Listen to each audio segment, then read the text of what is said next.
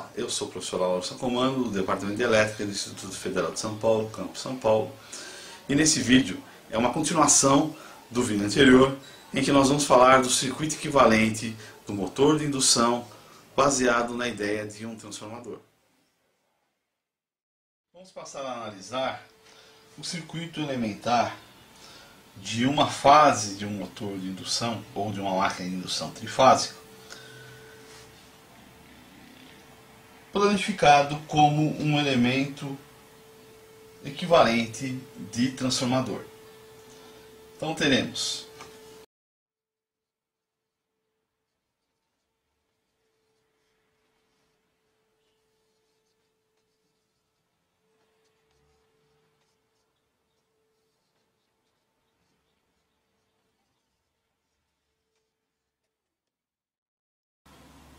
então a tensão de alimentação do estator, a resistência devido à fiação, resistência do estator, a indutância de dispersão do estator, vamos chamar de L de L de S, a resistência do núcleo de ferro,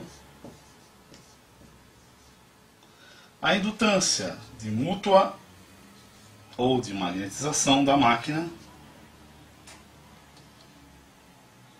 e a relação de transformação.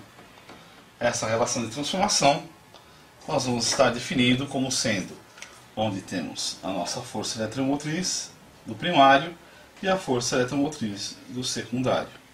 Essa relação vamos chamar de N' de 1 para N' de 2. Aqui nós temos a indutância de dispersão do rotor, vamos chamar de L de L de duplo R, e a resistência de fiação do rotor, uma vez que o rotor pode ser gaiola de esquilo ou bobinado e sempre deve estar ligado em curto. Dessa forma, essa resistência é a resistência das barras da gaiola de esquilo ou da fiação do rotor bobinado. Nossa intenção principal é transformar esse circuito conhecido de transformador num único circuito elétrico, em que nós não teremos mais a relação entre as espiras, mas sim faremos transformações para termos tanto a resistência de rotor quanto a indutância de dispersão do rotor estarem conectadas diretamente ao circuito de estator. E desta forma podemos ver como as correntes fluem em função das variáveis de tensão e de força eletromotriz, considerando a relação entre a força eletromotriz do rotor e do estator. Nós sabemos que no transformador o que mais importa é a relação entre espiras, do primário e secundário. No nosso caso, entre o estator e o rotor. Vamos prosseguir nesta análise. Vamos lembrar que num transformador ideal, a força eletromotriz do primário e a força eletromotriz devido ao secundário são dadas pela relação entre espiras. E1 sobre E2 é igual a A.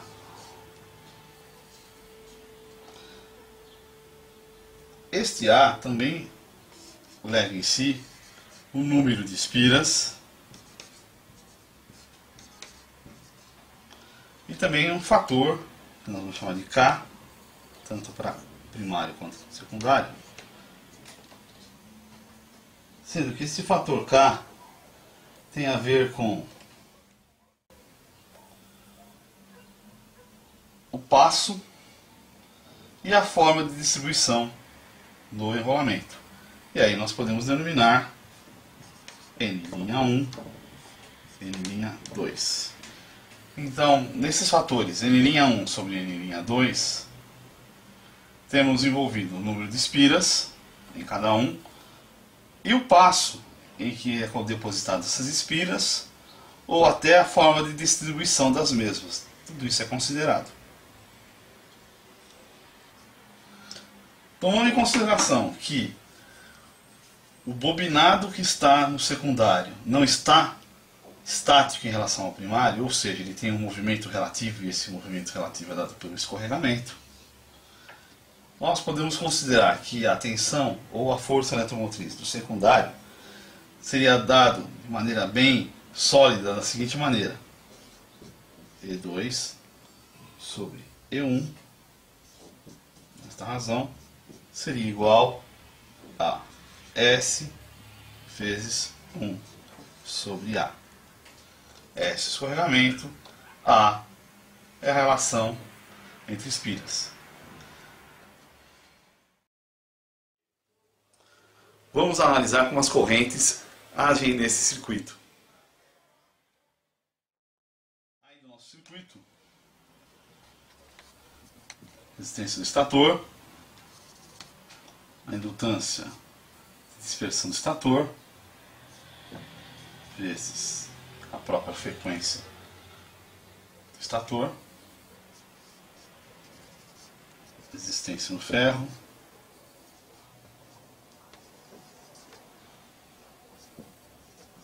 a indutância de magnetização,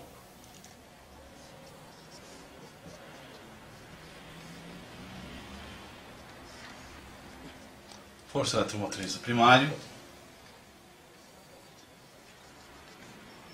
força eletromotriz do secundário,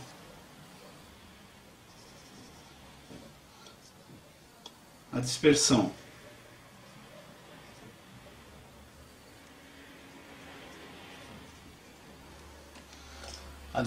no rotor,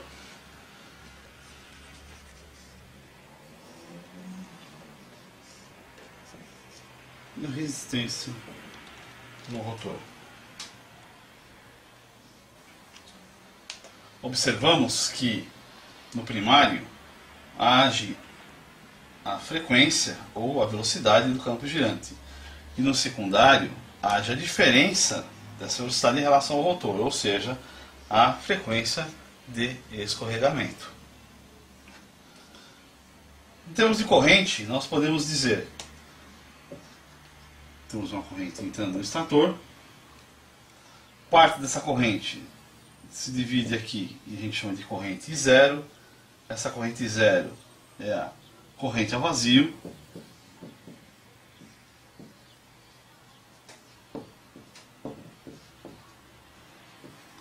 Corrente a vazio do motor. A corrente a vazio é devido parte pelos efeitos de perdas no ferro, que é uma ação puramente resistiva, e devido à corrente de magnetização, que vai criar polos na máquina.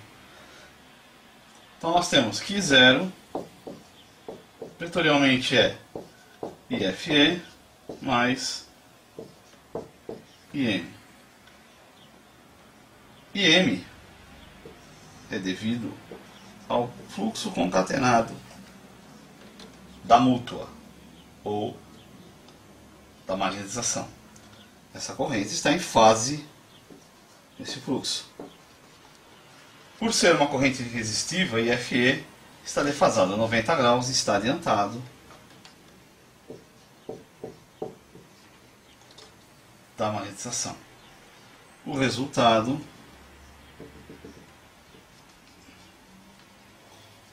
é a corrente a vazio. E ainda temos uma corrente que vai para o rotor, através da relação de espiras, que nós vamos definir aqui como sendo, por enquanto, I de duplo R. I de RR é igual à força eletromotriz secundária dividido pela soma entre resistência rotórica mais a ação do fluxo de dispersão, J ômega SL L de duplo R.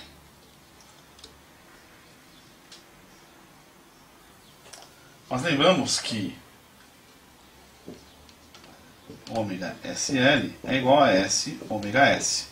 E para nós seria muito interessante se nós podemos também inferir todos os elementos do rotor em relação à frequência ou à velocidade do campo girante. Então teremos I de RR igual E2 R de R mais J S ômega S L de L de duplo R. Lembrando que E2 sobre E1 é igual a S sobre A, logo E2 vai ser igual a E1 S sobre A.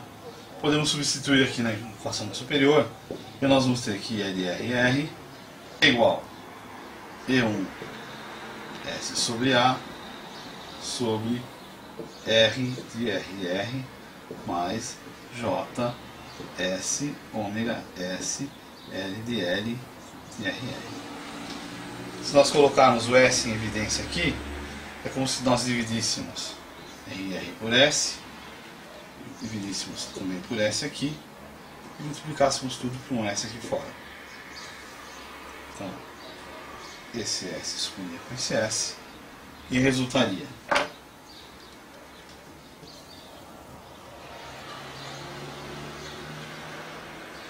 R de RR sobre S mais J ômega de S, L de L de RR vezes S.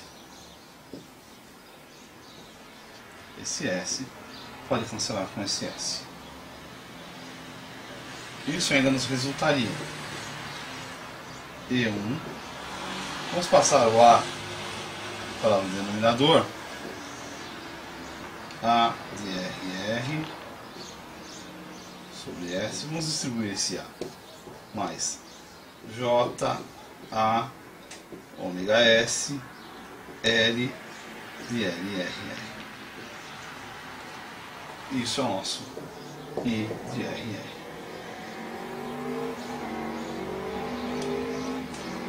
Esse I de RR é em função da força eletromotriz do estator relativo ao número de espiras entre estator e rotor e leva em consideração o escorregamento.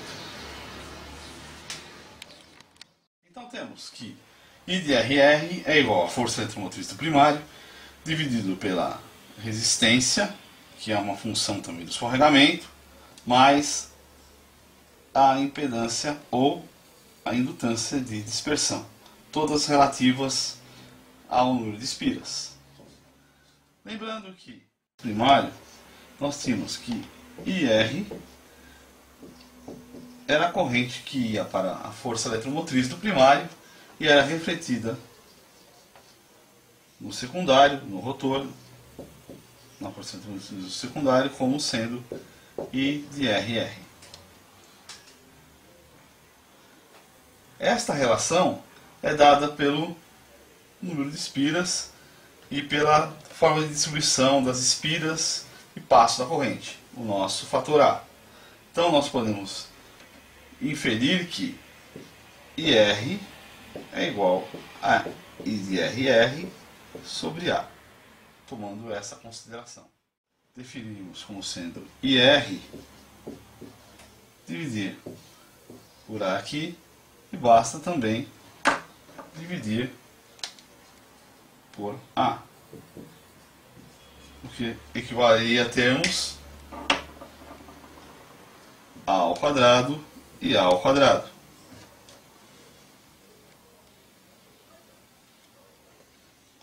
Então, a nossa corrente R ficaria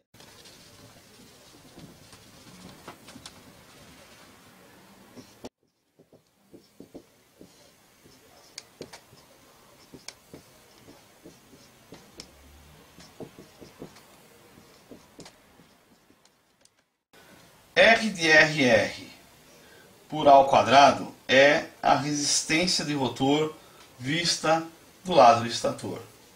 L de LRR por A ao quadrado vezes A ao quadrado é a indutância de dispersão do rotor visto do estator. Em outras palavras,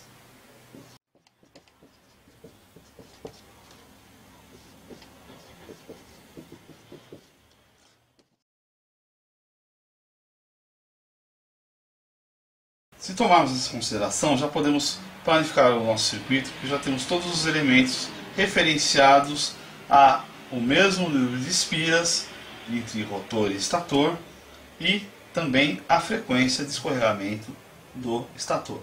Isso nos possibilita construir um circuito. Agora já temos material suficiente para prosseguir com a análise final do nosso motor de indução, planificado como se fosse um transformador. Lembrando que estamos fazendo isso para uma fase.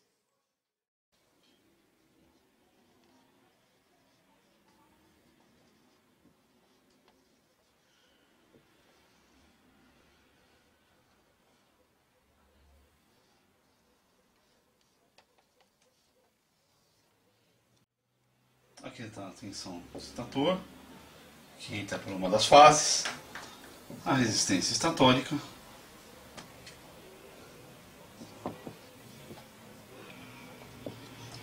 a indutância de dispersão do estator,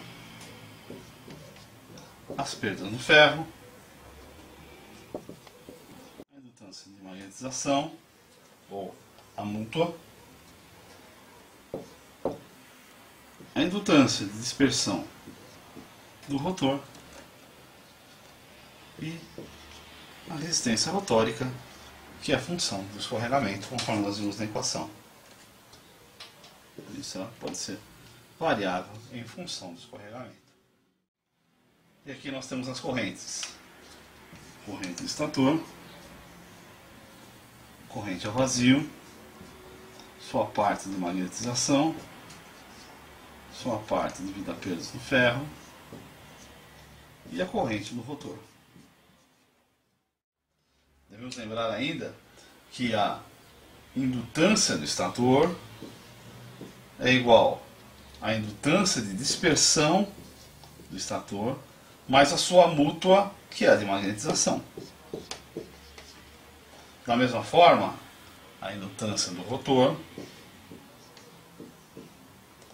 é igual à indutância de dispersão do rotor mais a sua mútua, que é a mesma da mútua do estator. Afinal, é o que faz o acoplamento do entreferro. Então, dessa forma, nós tínhamos a força eletromotriz do primário atravessando o entreferro e agindo como força eletromotriz do secundário, que era um secundário em curto, um rotor que pode ser bobinado ou gaiola de esquilo, que surge uma corrente e aí temos um fluxo no rotor que está defasado devido ao escorregamento da máquina. Muito bem. Desta forma agora, quando referenciamos o escorregamento para a mesma frequência no rotor e o número de espiras na relação entre primário e secundário, podemos ter aqui um único circuito equivalente de transformador para uma fase de um motor de indução. Vamos prosseguir com a análise do diagrama fasorial das correntes, tensões e força eletromotriz da nossa máquina de indução. Fasorialmente, podemos compor as correntes da seguinte forma: as correntes e as tensões e forças eletromotrizes da máquina. Se nós considerarmos que eu tenho aqui um fluxo concatenado ou um fluxo de magnetização da máquina, isso é dado pela corrente de magnetização. Lembramos que temos as perdas no ferro. Aqui está a minha corrente de perdas no ferro. Elas vão gerar a corrente no vazio. Há uma corrente rotórica na máquina.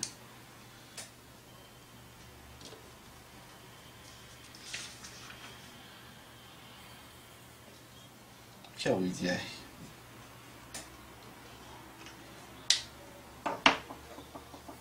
E aqui está a corrente vazia. Se nós pegarmos essa corrente vazia e colocarmos aqui,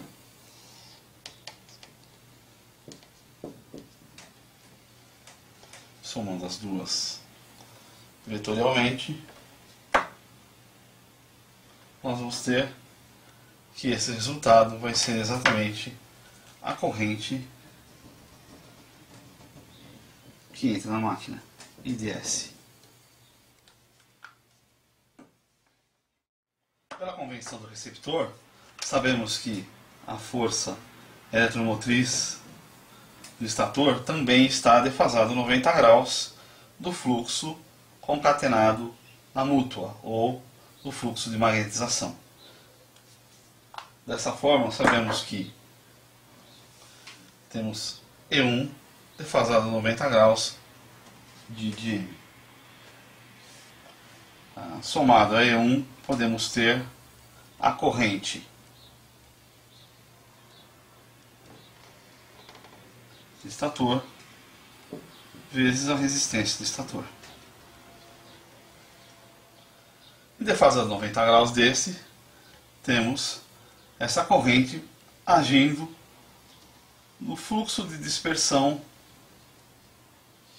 do estator.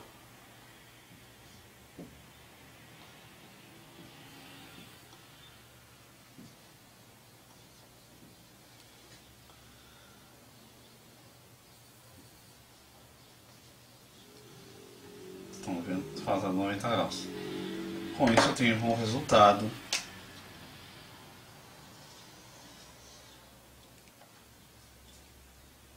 a tensão do estator.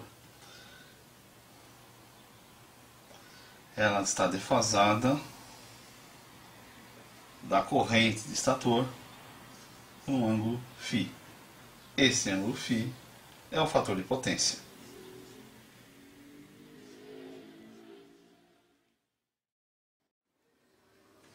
E assim nós conseguimos obter o nosso diagrama de circuito equivalente e também a relação de correntes de modo fasorial no motor de indução.